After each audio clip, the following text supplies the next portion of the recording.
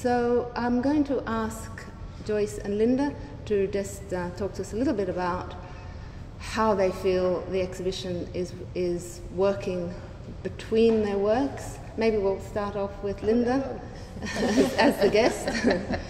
So Linda, over to you. Well, I think this is a gorgeous exhibition, not because I'm in it, but because I just think it. You can sort of separate yourself a little bit as an artist. You see lots of exhibitions, and it's just. I think it's just so beautifully held together, and I was talking to someone and that I met here, and he sort of said it fantastically. He just said, how great to see such a smart exhibition, and that's what I feel like. I feel like it's so intellectually stimulating and visually really stimulating, which is, I think some people would think, like, how can you have such a visually stimulating exhibition with work being so minimal? But I actually don't see it as a minimal exhibition. I think it's incredibly vibrant and very active, and there's a beautiful conversation between the work. Mm-hmm. Yes, I agree. And an energy, which is, of course, picked up in the title, so the objects and energies, and that's what's very interesting. Yeah, I think each of the artists work with drawing in a very different way. Joyce, tell us a bit about your work and here in the space. Well, I'm just to respond to the first sort of question there about the whole exhibition. I think that there's a really fantastic kind of synergistic relationship between, I guess, conversations about energy, whether it's repetition or whether it's touch. And I guess for me, particularly with Linda's work, there's this relationship to touch, which is in Linda's work, that's the sensitivity of the touch and the energy in the touch and the line. And in my work, it's the evidence of people actually touching the work. And so there's these two very different relationships to touch that are taking place and feel that are taking place in the works that are really interesting. Then the other, I guess for me,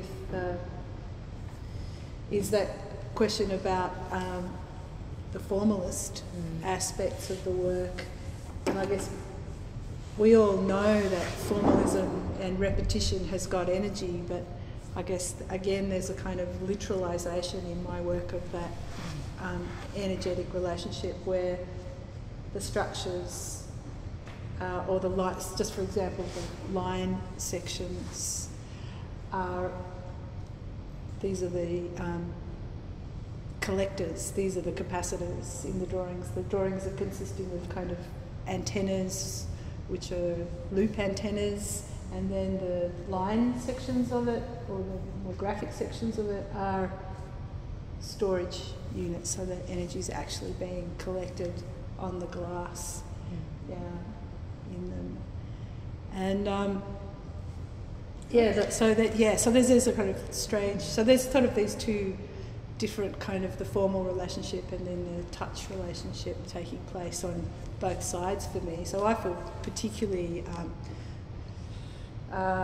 excited, I guess, to be caught between to see those, to be in a context where both of those things are being featured. And it definitely, for me personally, frames the work in a really great way. Can you tell us a bit about this aspect of touch and audience interaction that you've got in your drawings? The works on the wall are all basically what's on the glass, except they were done on paper and they have those metal contacts on them, so they were all plugged into to exactly the same system that's running with the tables. So the loop, basically what they are loops, just big loops. And a loop antenna, and graphite's conductive, so when you make a loop, a conductive loop, what you get is basically an induction system, so that the energy in the atmosphere or the energy coming off your body creates a current in the drawing, and you can hear it if you amplify it. So it's sort of like it's actually an antenna, and it's a kind of beginning of thinking about energy scavenging, about the amount of energy that's in the atmosphere and around us. And I also I love the idea that you could, with a pencil, draw something that you could steal a bit of the energy away from the environment. You know, I really love that idea. And I'm just, on these glass ones, I'm starting to use spray cans of industrial graphite. So that even kind of puts it back into the sort of street culture thing. And someone actually told me that there were kids in New York, actually, who've been extending the wireless network by spraying antennas on the walls, and then somehow, I don't know how they do it. I don't know. I was in an exhibition in San Jose in 01 for the Biennale there, and someone was looking at my work, looking at these antennas, and they said, "Oh, you know, these kids are doing this." It's cool. You know.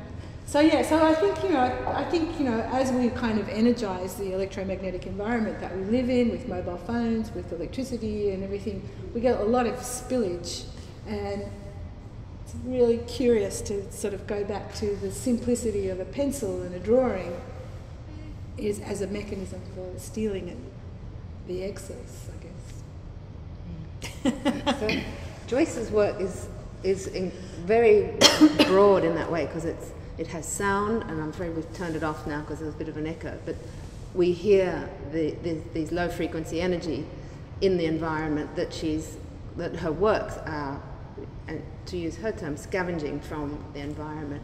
Another interesting thing though with these drawings on the wall, they're exhibited on tables, for example, in the Indianapolis Museum of Art. Yeah, so the drawings, there's an interesting kind of question, I guess, about, you know, particularly with drawings, about not touching. You know, it's like if your drawings are created by touching, and the sensitivity of touch, to then bring them into a museum and let people touch them, it's a real, like, whoa, you know, like no one was very comfortable about that. And I have to say, the 4 drawings that are on, there's 3 actually here that went to Indianapolis, to the exhibition called Graphite, and there's 4 that went to the big drawing show at Heidi. And after the one in Heidi, I think it was nearly 3 months of people touching it. So the drawings all contain all the evidence of interaction, which is really nice. But it does kind of end the drawings. And it also, it's taken a while to think about, I guess, I don't know, it's a funny thing about people wanting, they don't necessarily want to own the ones that have been touched. That's so funny, because that's the ones that I'm so attracted to. Yeah, like the touchier, the more interesting I find them. It's like whenever there's a catalog for an exhibition that I'm in, there's always the desk copy. Yeah. I always actually take the desk copy because it's the one that gets all handled and it's all fingerprinty, and I have like a collection of desk copy catalogs that I love them, you know, because they're all a bit messy. But I thought it was really interesting. You said a couple of descriptions that were interesting, because I consider, like, you use the word scavenge and touch, and there was another one, and I wanted to remember it, and I can't remember what it is now. But I thought that was so interesting. Also I think that all 3 of us have an incredible attraction to the medium of graphite. So I think that that's actually something that hasn't been mentioned, but because mine are just graphite, and Agnes drew on her canvases with pencil, and so I love that graphite has these different, sides to it, and that's one of the reasons why I love it so much. But the touching thing is so interesting, because the touching of yours, and then I like that word because it's touching, right? And so that's so much what I'm interested in, that sort of energy between something that is touching. So I liked that when you were describing your work, I thought, oh, I do that too, but it's like the other side of it. So it's like there's this side and then there's the other side.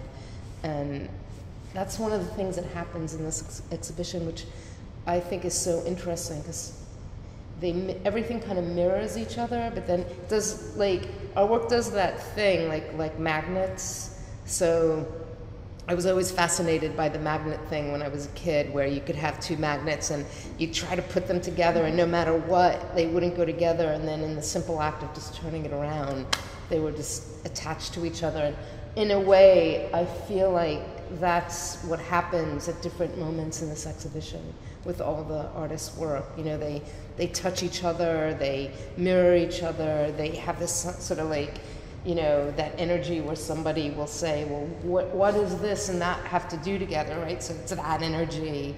But then, you know, you turn a corner or you put the headphones on and it's that energy. And I just think that's like so beautiful in here. Just before we finish up talking about your work, could you just tell us a little bit about the most recent works, which are made using a marbling technique? And I decided to hang them right at the beginning of the exhibition, because in a way they're quieter. These ones have a more vibrant visual energy, and those ones perhaps are more reflective of some sort of universal natural element. Building various kinds of antennas and looking at antenna, both sculptural and as graphic antennas, for quite a long time now, maybe coming up to like 20 years of thinking about it, and been really interested in, these are all fractal antennas, so they're all generated in, they're algorithmically generated, and they're generated in a piece of software called Mathematica, and then they're stencil. I cut a stencil and then I use as much graphite as I can get onto it, right? So the stencil's really just a way of really packing graphite in. But in this process, I've started to sort of think about the fact that fractals are an approximation of nature. And so it means that if you kind of keep going with the thought, you arrive at the thought, which is, if fractals are an approximation of nature, and we now have fractal antennas in our mobile phones, in our TVs, everywhere, like they've started to appear everywhere, then they must also probably occur naturally. So I've been starting to think about that a lot more, and I do a lot of bushwalking. I live in the Blue Mountains, and we bushwalk in the Wollamai Wilderness, and we've been out at the Gardens of Stone, and out in the Gardens of Stone, for those of you who've been out there are these massive pagodas. They look like they come out of Thailand, and they're layers of conductive rock and non-conductive rock, and I've started to listen to them, and I've been looking at them, and then I started to read about how they were formed, and they're formed through a sort of like a water process, whereby they're sedimentary, and then different chemicals have sedimented at different layers. So it's like whole geological history of the Gardens of Stone, but it's absolutely amazing. And it made me realise that first I was trying to draw antennas, and I thought, well, my hand must be natural, I'm natural, but I wasn't quite getting what I wanted out of it.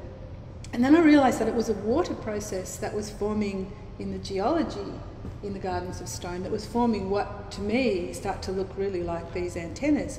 So I started to look at water processes, and then someone rang me up and said, Joyce, have you ever looked at do-it-yourself ferrofluid? I'm like, wow, do-it-yourself ferrofluid. And they're like, get some photocopier carbon. I'm like, carbon and graphite's an allotrope of carbon, so yeah, I'm like, okay, carbon, of course, it's carbon.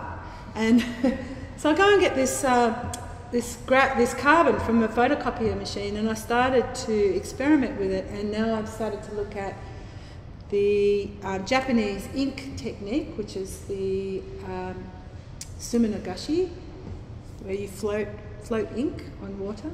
And then also look at the Turkish Ebru, which is an oil-based system, which fits more with the ferrofluid, you know, the magnetic fluid. And so the drawings down the end are the first experiments that I've been doing with carbon, electrostatic carbon that I've got from out of the recycled bin from photocopiers, and various kinds of experiments with marbling, basically. I love the process, and then there's this like incredibly beautiful object that has an incredible energy to it. Well, I'm sorry if I lost you. No, it's really interesting. But Linda, what I was going to ask you is there's a certain fluidity about your work as well, and you also use wax in a fluid state, do you not? But your work has also been described as luminous fields, which I think is a really nice description.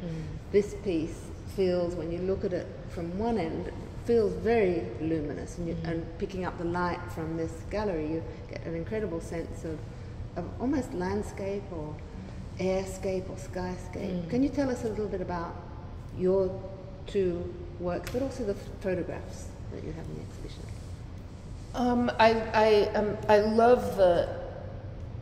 I love the opportunity to show with the natural light, because you really actually in the natural light can see that luminosity.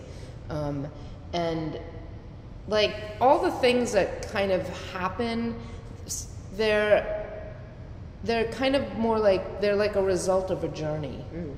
And it's not a literal journey, and the process of making it, like the way how I use my materials, or just kind of like how I use my materials. The story is, that's the artist's journey. That's the mystery. One of the things that I love about art is that it is like nothing else. It's magic, and it's not. It's a place where you can go. You can go into an artwork, and you can just go somewhere, and it's not entertainment. It's not. It's like a spiritual journey without the sort of rhetoric of religion, and so it's mysterious, and I think that's where I go in the work, and it's where I hope to keep the door open so that other people can come into it also. Mark making is magical, and how one comes to it, like we couldn't come to it in any more opposite place. But it's that thing like a circle, right? It's like we're very opposite, but really it's the same. You get back to the same place, and it's the magic. Your excitement in it is the same kind of excitement that I get when a piece is finished. It's that. I don't have the scientific term, but I have that energy. It's the same energy, and that's that beauty thing that you can be so opposite, but really it's kind of the same thing that you're going for. And when you're listening to the rock, you're going deep, like really, really, really deep, and that's what I try to do in the studio, to go really, really, really deep. And it's hard. It's really hard. And then, but if you stay with it, then things happen, and like this is what's here. So it's very mysterious. It's a very mysterious process, but it's like going deep to find the truth, or the light, whatever it is that day that you're sort of searching for. Both of you work in series as well, which I find very, very interesting. Certainly, with your work, Linda, the fact that it's drawn out across the wall in 16 in this case, and 20 in the other case, creates a sort of a building of what you're trying to do. And also Agnes Martin worked in series and multiples. She used printmaking a lot. So it's a really interesting aspect of each one of your works. Do either of you want to talk a little bit more about working series? I don't know. I mean, I think that you're working, I think that, I mean, I don't know about, I work on a lot of things at the same time, and things kind of sort of naturally fall into their kind of areas. And I don't know, I kind of get, for whatever reason, I get obsessed with one thing, and then before I know it, they're all there.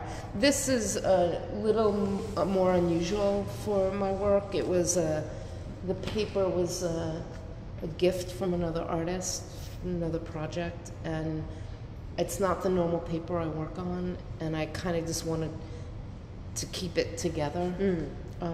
It's not it's been shown twice and it's been shown together, but doesn't necessarily have to stay together, where other works were very specific as one piece. Like Score is one piece, and those drawings will never be separated from each other. This doesn't have to stay in that genre, but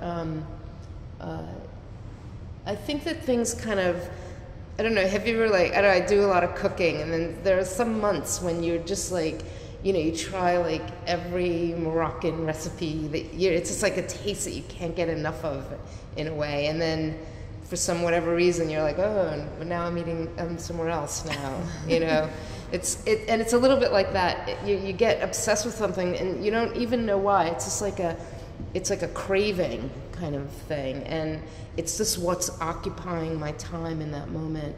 And then sometimes the things cross into one another.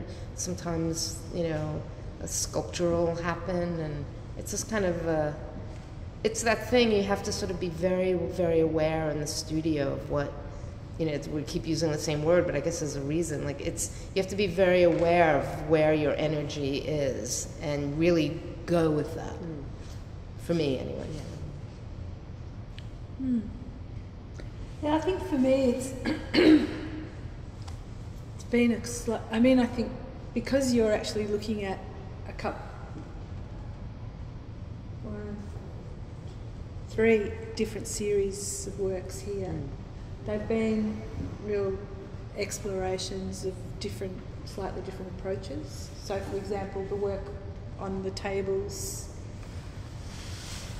it was made for Monash University for their artist proof, and this is a kind of attempt to lift the work past the paper thing, which is, or to take it into another space which has a little greater longevity. And the papers, what's on the wall, there are 3 different series. One which is an exploration of the waveform as a loop, so the sound of the sound. The sound of the sound. Yes. And the other one is a whole sort of Archimedes, like exploration of the relationship between Archimedes and the turntable, and again the kind of sound. It's a little bit the sound of the forms that we associate to sound becoming a part of the work itself. But then those sort of more graphic forms are very, very, very old fractals. So they're like turn of the century pieces of mathematics. There were 2 up the end here. This is called the Wunderlich curves. It's actually by a man called Mr. Wonderful, Mr. Wunderlich. So good. And the other guy is called Hilbert, and that was his kind of algorithm. So all of these little algorithms had people, they were mathematicians who put them, and I've kept their names, and the other ones, they're Archimedes spirals, so they're very, very, very old piece of mathematics there. So there's been an exploration inside exploring different parts of the kind of mathematical history, and then the other ones, of course, are this very different, well, the magic of it's Turkish history, I guess. You know, marbling was very secret, and yeah. So there, I think like you, they're sort of like you are following, like all artists. You know, everyone follows their nose around. It's like you go here and then you're like, oh, wait a minute, I want to go over there now. Or things open up inside of the process of making. I guess it's why we make, you know, we make things because you can have an idea about something, but it's only when you actually make it and look at it and experience it that all the ideas that take you forward come from that experience, you know. So you're experiencing the realisation of your own work and your own ideas sort of takes you forward. If anyone has any questions in the audience, do feel free to ask, and we'll very happily incorporate them into the conversation. Yes, please. I'm just a little confused. When you say you're using mats, is that to draw or is that putting sound through the graphite? What? Oh, okay. If I was to make a loop antenna, yeah, if you just took a loop like that, yeah, and it was made out of metal or it was made out of graphite, it would work.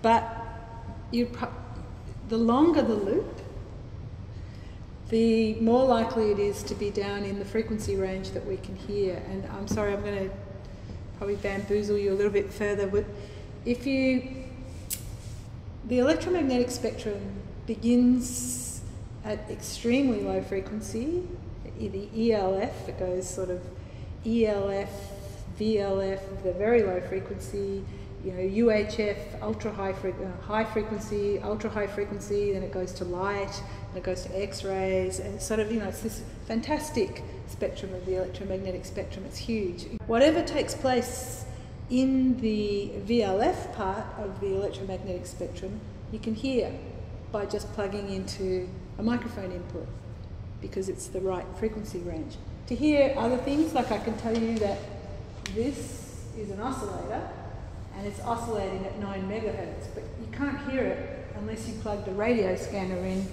that let you hear up that high. So, but we can hear what's going on down in the audio frequency range. You're using graphite as your antenna to receive that energy source. Yeah, so, but the very low frequency part of the spectrum, you need quite big loops. So what I've been doing is trying to make as big a loop as possible. And the best way to make, and this is how, I mean, I think you would remember that in former times when you had a mobile phone, you had a little antenna sticking up. And now it's, I don't know if you probably haven't taken your phone apart to have a look, I have. It's tiny and it's a little fractal. And what they've done is that they've made something that was long, really small, by making it, sort of crunching it all up into space. So that's all I'm trying to do. I'm just trying to crunch up that loop and get as much loop onto my paper or onto a standard piece of art paper or onto the glass as possible. I feel the same. I feel the exact same way that graphite is conductive.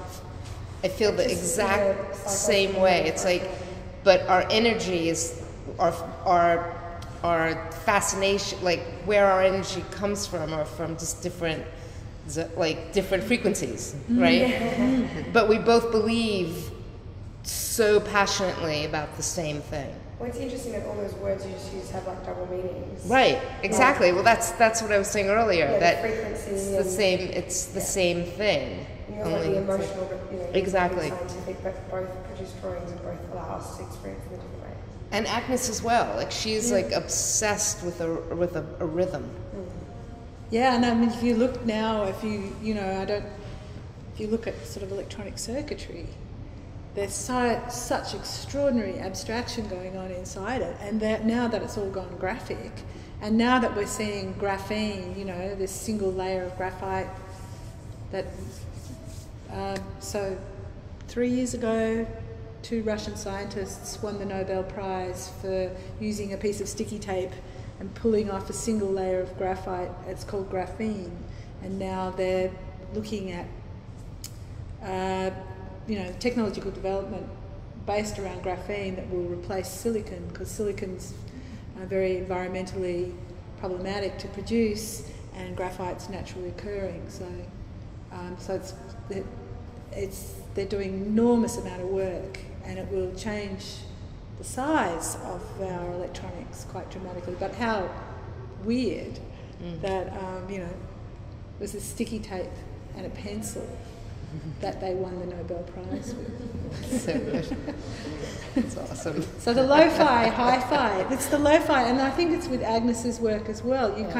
You see that real interest in abstraction and repetition and shapes and forms, and what you start to see is that possibly, is a big part of certainly our technological future in a sense. It's kind of weird. I think it's a really interesting point that we're at this time, where we see drawing and whole history of graphite coming to meet technology as it's just shrunk down to drawing. What's interesting is that the marks that you're making, they might, now seem like incredibly intuitive, and as it's a conduit, but who's to say what they will be? We're looking at more looking more at Agnes's work and mathematics as a way of looking at those kinds of energetic structures, but who knows where that future of electronics is going to go, really. But yeah, I mean, the other interesting thing is my partner has been studying perfume. He's been David Haynes, and it's the electromagnetic. You can smell it. You can smell it. That's what you can smell. You can smell the electromagnetic the electromagnetic field of matter, and that's what his whole paper was about. It's quite weird, yeah. The spin of the electrons. Do you think it's the same with taste? No, apparently taste is different, yeah. Taste is some kind of lock and key thing. You have to have the receptors for it. But smell is more like hearing. When these were exhibited they were in a Biennale in South America, and they were exhibited in the round in its own room. And at the opening, people came into the room, and the first thing they did was they went right up to the drawings and they started smelling them. And someone took photographs, and everyone is just like, because of the wax. Yeah. So what happened was, like, in the room, because I don't know why, but you could probably tell us exactly, but the smell concentrated, right? So I guess when they walked in, they had a sort of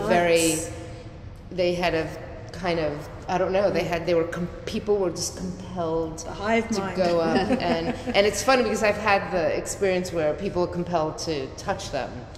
And there's always, someone saying, don't touch them. But there isn't the sign that says, don't smell them. So everyone was just like, and you just walked in, I walked into the room at the opening, and just people were just like, I think they thought that was part of it. Was the smell. That was, it was really fascinating. I have all these pictures of people just right up to it. Were they fresh? Were they? They were. I guess I hadn't thought about that, but they were. But I imagine that if they've got lights on them, that the wax would activate a little bit. Yeah. Warm, yeah. It doesn't need to be warm. No, it gets really hot in my studio, and I never smell them. I don't mean smell. I only really experience the beeswax smell when I have the pots going. But if I haven't been in the studio for a week or so and then just came in, I don't have that overwhelming experience of smelling the wax. Wow, I I could wonder be what it used to it. I was. don't I know. wonder what something kind of triggered. Yeah, it's something. Like, something I thought triggered maybe the- something visually at first triggered it, but I don't know. I've never had that experience ever again. Like, I mean, I've never experienced that where it was so, like, such a sort of visceral reaction in a good way. I thought it was kind of in a good way. It's interesting when I look at your photographs, I see they have a very strong sculptural element. They're really capturing three-dimensional landscape forms in the photographic medium. Can you talk a little bit more about sculpture and photography, other aspects of your practice? It's a funny sort of trajectory because I always drew. And the sculpture, I mean, I think as a young artist drawing, you're sort of like just sort of shepherded into painting. And I never really liked painting, or I didn't think I was a very good painter anyway. And I struggled with that. And so my paintings became sort of very three-dimensional because I just was always kind of tinkering and making things. And so I would sort of like make things and then just like screw them to these paintings. And they were terrible. they were just terrible. You know, just, and another artist sort of helped me see something, you know, there. And I then just started making sculpture. But they were still kind of attached to the wall. I still had that draw to the wall rather than that sort of 3D thing that sculpture is supposed to be. And I was in an exhibition and it got reviewed very nicely, and before I know it, I was Linda Madelon the sculptor. You know, it was, and that sort of preceded my growth, and it kind of went way ahead of me, and I never felt like I was a sculptor. And I had to actually pull away from sculpture to really do what I feel I do best, which is draw. And now, anyway, I think that it's more fluid now as I get older. I don't see the things in these sort of separate categories so much. And but then I did, and then I don't know. It's sort of a very like organic process, the way sort of things came back around to really just, you know, making drawing. And the photographs, in a way, I think were just sort of always there, but I never considered myself a photographer in that way, that I never considered myself somebody that made sculpture. And, you know, sort of circumstances came around that I had the opportunity to print these. I don't see the photograph any differently than I see a drawing. So when I snap the photograph, I'm just sort of snapping something that's interesting to me. And then some of them just do that thing for me that making a drawing does. And I don't know if I can describe what that is. It's just the thing that happens. And the drawings for me really are just like extensions of drawings. I'm not like a technical photographer. I don't, as photographs, my niece, who's a photography student, printed the edition out for me, and she said, you know, Aunt Linda, what I really love about your photographs is how bad they are. And I loved that, and she was excited about that because they're like kind of, you know, if you go up really close to one of the two that are exhibited here, they're very, what's the term? Pixelated. And that doesn't bother me. You know, like, I think a photographer that would like bother, but it doesn't bother me because I like that thing where you can sort of go away and come to it, and it's just like a drawing. So not all my photographs function, you know. I think that I have to really edit them. I don't do anything to them. I don't put them in Photoshop. The photograph actually happens in that same way that a drawing happens. You do lots of things in the studio, and then some things are the thing. and I see the photographs the exact same way. I'd like to thank Joyce and Linda for being here and sharing their insights.